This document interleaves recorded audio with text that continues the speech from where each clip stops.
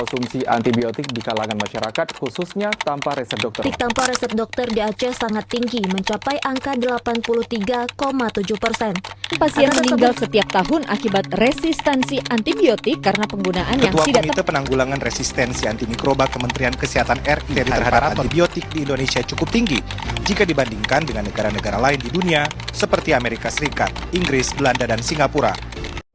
Kamu sedang sakit dan minum antibiotik. Tapi bayangkan, bakteri di tubuhmu tidak mati. Mereka berubah dan bertahan menjadi lebih kuat. Fenomena ini disebut resistensi antimikroba atau AMR. Bakteri yang kebal obat ini sering disebut superbugs. Apa artinya ini bagi kesehatanmu dan orang-orang di sekitarmu? Resistensi antimikroba atau biasanya disingkat sebagai AMR biasanya terjadi ketika mikroorganisme seperti bakteri, virus, jamur, dan parasit berubah seiring waktu sehingga tidak dapat lagi merespon obat-obatan yang biasanya bisa menghentikan atau bahkan membunuh. Nah, kalian tahu nggak sih guys, mikroba yang sudah kebal obat sering disebut superbugs. Nah, obat antimikroba sendiri meliputi antibiotik, antivirus, antijamur, dan antiparasit.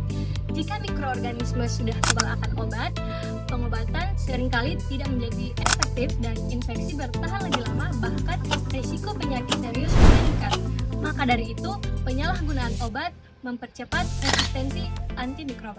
Dan AMR kini menjadi ancaman global bagi kesehatan manusia.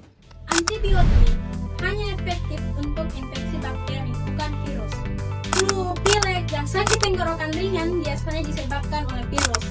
Menggunakan antibiotik untuk penyakit ini tidak membantu dan malah membuat bakteri makin kebal. Jika dokter memberikan resep antibiotik, maka ikuti aturan pakai seperti dosis, jadwal, dan durasi pengobatan. Jangan berhenti lebih cepat walau sudah merasa sehat, dan jangan menambah dosis sendiri. Penggunaan yang tidak lengkap akan membuat bakteri bertahan dan lebih kebal terhadap obat. Jangan berbagi antibiotik dengan orang lain. Obat yang cocok untuk satu orang belum tentu aman atau efektif buat orang lain. Setiap pengobatan harus disesuaikan dengan kondisi pasien. Selain penggunaan obat yang tepat, mencegah infeksi juga sangat penting. Cara mudah tapi efektif.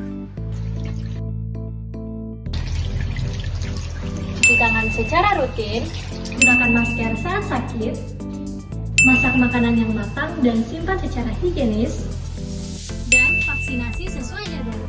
Nah, langkah sederhana ini mengurangi risiko terkena infeksi dan menurunkan penggunaan antibiotik yang tidak perlu.